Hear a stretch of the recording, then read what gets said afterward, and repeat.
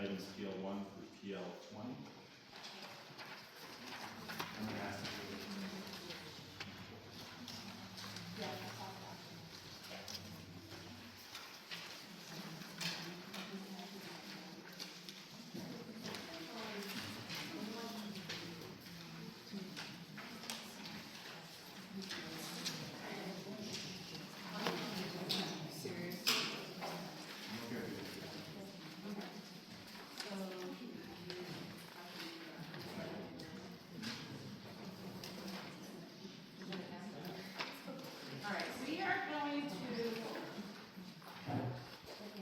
We're going to move into executive session. We'd like to discuss and not vote right away without a discussion. So if that bothers you, I'm apologizing, but it is our Board of Ed meeting where we are conducting board business. So to discuss that, we will be moving into executive session. It is necessary to meet in closed session on May 12th to discuss personnel. The matter discussed will be made public if and when confidentiality is no longer required. An action pursuant to said discussions shall take place only at a public meeting. The length of the closed session meeting is expected to be approximately 15 minutes. An action will be taken upon returning to open session. May I have a motion to move into closed session? You all in favor? Opposed? Okay, and the time is Items PL1 through PL20. and a second. Discussion? Yeah. So I'm going to address, and thank you for letting us have time in the executive session to discuss the matter that we're on. So we hear and we agree that the services that are provided within the library need to stay intact. And they will stay intact as part of our strategic plan. It ensures that through a rotational schedule, we will maintain the services in the library, and the library will stay open. However, in the woodland here, we will no longer have a full-time librarian position. But the services and the library will stay open. And I think Roll call. Mr. Lago-Marcino? yes. Ms. McKee? Yes. Ms. Monahan? Mr. Olson? Yes. Ms. Ronquist? Yes. Mr. Stokes? Yes. Ms. Williams? No. Dr. Bowser? Yes. Motion carries. Curriculum, Ms. Ronquist.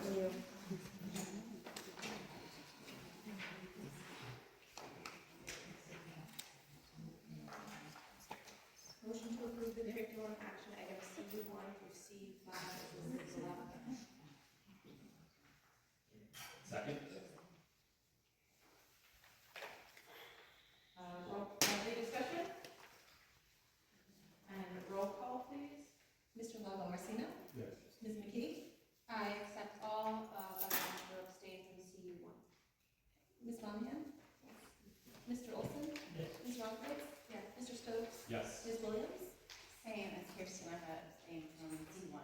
Dr. Bowser? Yes. Motion carries. Student affairs? Mr. Olson, do you have anything? Motion to approve the student affairs action items, SA1 through SA3 as listed below.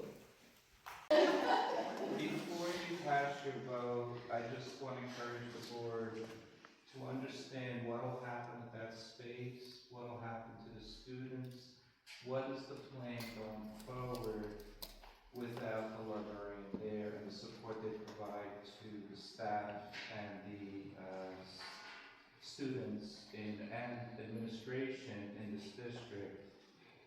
I'd also like to say in the past, I've had state scores that were the best in the county. Not anymore. Something's changing. And we had a full-time library at that time. And there are some things that have changed. We reduced the number of math sections in 6th grade. We now have 4. We used to have 5. if you look at any statistics, smaller class size is the key, a big key. We do have fairly small classes, but for example, it's kind of reverse on class size. I have the highest has the most kids, and the lowest group has the most kids. Doesn't make sense to me. We have a 5th grade highly qualified math teacher that teaches math 1 out of 4 classes. I'm not sure that, so I'm just spitballing here. I'm just, here. You guys have strategic planning. You probably addressed all these issues already. It's just, just think about what happens in the future. And, with this math intervention, I wasn't asked. Now, there was a staff meeting, survey and student survey. I'm suspect that the students wanted math, but I'd like to see those. I know parents do. Parents want math, parents want ELA, parents heck want everything. Let's try to do better with getting everything, if we can. Thank you.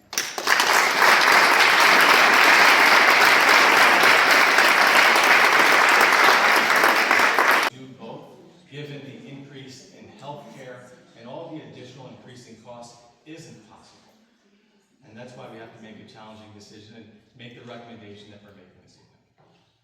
Thank you. Hi, I'm Abigail Spore. I live in Lebanon Township. I have 1 kid in elementary school. Dr. Abraham referenced changing educational needs as part of the decision to eliminate the middle school media schedules. I'm on the team library. I would argue that the changing world and the increasingly wild media landscape makes this position even more crucial. Have you guys been on the internet lately? Do you know what it's going to be in the next 5 years?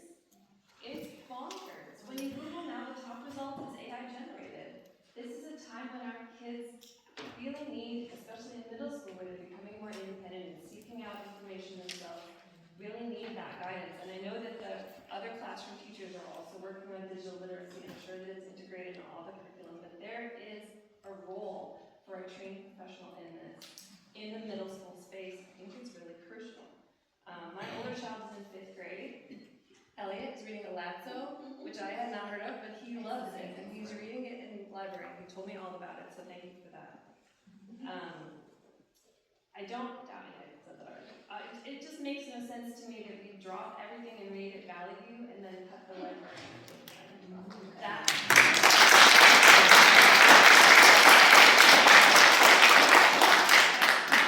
line of focusing on the importance of literacy in every aspect of the day is what's going to get these kids to continue to be lifelong learners and readers, not just in elementary school, not just when they're learning to read, but also when they're learning to enjoy reading, to look for their own sources, to find out what's true. It's a really crucial time in middle school. They want more ELA time. They want more math time. We want the same. We genuinely do. So we're looking forward to partnering on that process so that we can provide that in the 26-27 school year. We want to do everything we can to support students from an academic perspective. We know that student achievement is on the rise. We're doing a good job, but we want it to be great, and we're well on our way. Thank you. Ms. Burkowski? I'm Catherine President, kindergarten teacher at Valley School. Many of you might not know, but I actually was a school librarian for 1 year, a long time ago. So when I heard that this position was being cut, it really hit me hard. To me, a library is the heart of any school. And that librarian is that quiet heartbeat that keeps the library alive. A library doesn't just purchase and manage a collection of books. They create a place in school where all students, I'm going to say that again, all students feel welcome, safe, and seen. The librarian is that quiet force that might see that one child who is sitting alone, or who is trying to find a way to fit in, or that one who quietly feels like they're failing. As we know, middle school is a time of tremendous transition, a period when kids are trying to figure out who they are and where they belong. And for many students, that library becomes that place where they feel safe to be themselves, explore their interests and beliefs, and feel accepted to be just who they are. This supportive environment doesn't just happen. It's created by a trained professional, a librarian, someone who understands this age group and has the knowledge of where to guide students toward information, stories, characters that they can connect with and understand at a very deep personal level. They ignite curiosity in students and inspire them to want to learn more, read more, and learn and experience the world around them more. To cut this position would be underestimating the impact and importance that this person can have on many, many young lives. A school library without a librarian is just a room. It's a heart without a heartbeat. Thank you.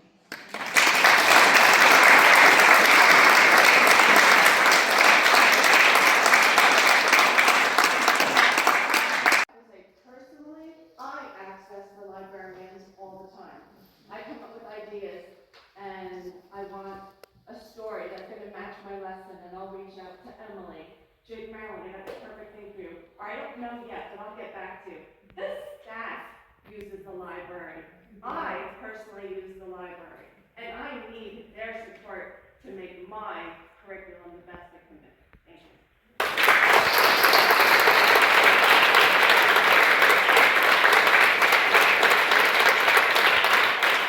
In the district, you hear guys keep talking about the person who goes to the library because they don't feel safe. Well, I have broken bread with some of these people on the board member. I've tried in the office to people on this board. I am the kid that had anxiety and OCD that would go to the library during lunch because I thought I was going to have a panic attack every time I walked into that lunchroom. And you are eliminating that safe space. I remember the librarian. I remember her constantly showing me books about horses and wolves because that was what I was super into at the time. I am the class who you eliminated the paraprofessionals in kindergarten. Now we're eliminating the librarian position. At what point does it stop? Like, where do we go from here? So we're going to start eliminating music? Are we going to start eliminating art? Are we going to start eliminating things that you deem unimportant for statistics? And how much money are we wasting on all these third-party testing and all this other crap that you guys are doing instead of utilizing it towards staff?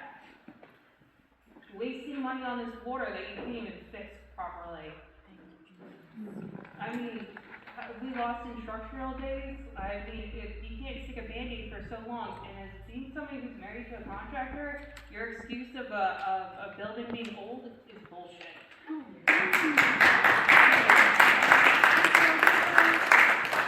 Note that recommendations such as these are not made lightly at all, and are rooted in the changing educational needs of the district. As a district, if our decisions are not made to support student needs, and instead continue to be done in the same way each and every year, then we can expect the same results. But ultimately, we know that the community and the needs of our kids are changing year by year. Recently, our district earned the distinction of being recognized as a high-performing district. It's something that we're really, really proud of, and everybody in this space should be as well. Again, it takes a village to get that distinction. It's not an easy one to earn. That was given to us or delivered to us by the Department of Education. While this is certainly an incredible milestone, we know that there's still important work ahead. Below are several important facts for all of us to consider that are a part of this decision making. Districts are required to employ one library media specialist per district. We've had that, and we will continue to have it. The library space will remain intact and is not going anywhere, and we value the support and skills learned in that space. Under the current schedule here at the middle school, library instruction is only provided to grade 5 and grade students. In total, only 70 minutes of library instruction are delivered each day.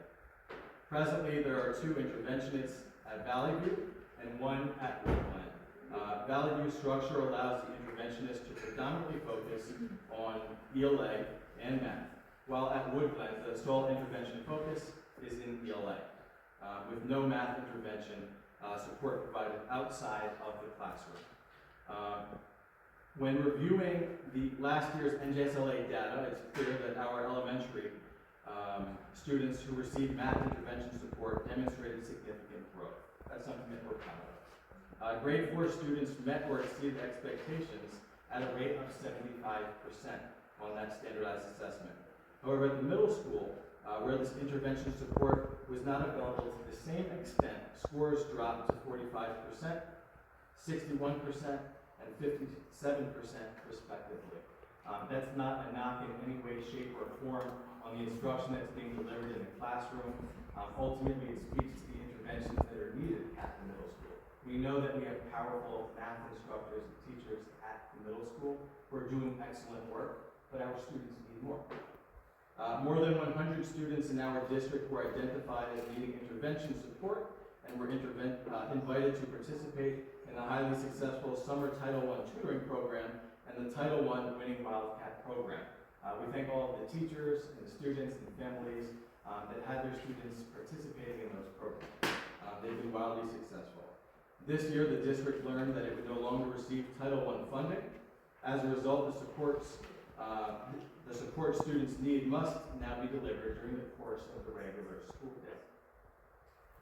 In a time when costs are increasing across all areas, especially in healthcare and transportation and out-of-district placements, and many districts are being forced to reduce staffing by eliminating teaching and paraprofessional positions, we're continuing to operate in a fiscally prudent manner while making decisions that best support the needs of our students. That is and always will be the priority of our district. The needs of our students are essential, and we have to continue to adapt and meet their educational needs as we move forward, as we grow, and as we look to accomplish the goals of our 5-year strategic plan. Thank you. Next regular board meeting is Tuesday, June 9th at 7:30, and school is closed Monday, May 25th for Memorial Day. We will now open for our second public comment. Again, same rules apply as the first. Sorry, I just have one thing to ask you. Oh, sorry. As I was writing my child preschool forms into Google, I ran into Teresa, and she asked me to ask all of you about graduation with those who wanted to join for For the diploma. So, usually, is it the newest members or whoever? Sometimes some of us have an 8th grader. Oh, I didn't know. Oh, what is that? You guys have, you know, Discuss it. Does anybody have kids in this class?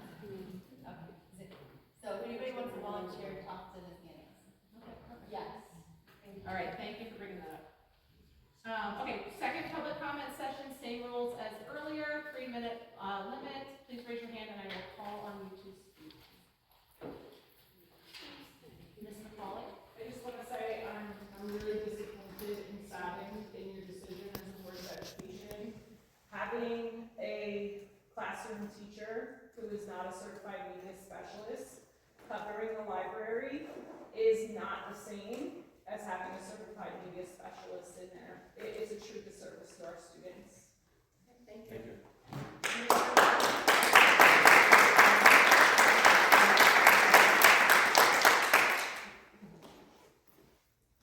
Mr. Reed? Just a quick question. It was brought up earlier, but I want to know if there's an answer to it. This was not in the budget discussions that were had the previous 2 months. Why was that? It's not a budgetary rift. It's a change in academics within our district. So it's not a budgetary rift at all. So you're just changing, so because it's one teacher to another, it's Correct. It's change. It's a good question. It's a change in educational needs versus a budgetary rift. Any other comments? I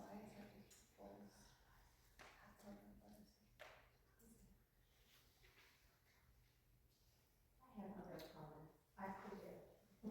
But I just don't want you to be tired of hearing me. So I have 2 other points I wanted to make, right? So another point I wanted to discuss, and I spent a long time, right, reading over this, I was thinking about this extensively, right, over the last couple of days, right? So I would like to discuss the district to provide greater transparency with the district's spending and legal services. Right, so as taxpayers, we deserve clear access to how our funds are being spent. Right, transparency is important for public trust, and personally, I don't trust your judgment. Right, I'm not buying into it. So there has been law firm changes or costs associated with legal fees, people that were on the agenda with little explanation. Right, I would appreciate clarification on why new firms are brought in, what services are provided, and how much the district is spending on legal fees. And then my final point is I would like to express my concern regarding availability of different special ed classrooms. Special ed students require consistent and reliable support. These services are exceptional, not optional. All should have the opportunity of proper placement, whether it be resource room, in-class resource, and in-class support, or a behavior program, which I don't see us having, right? And I'm coming from an educational and special ed standpoint in my district. There is resource room, which is what I teach, and I've taught in-class resource, which is me and another English teacher in the room. Then there's in-class support, which just requires an aide. And then I also teach kids that are in the BD program, right? And we have a Thrive program for those that are emotionally unregulated, right? So I just think that without these supports, without all those levels available in all subjects, it puts an additional strain on teachers, right, who are trying to meet the needs of their students. Also, we need a variety of service to support our children.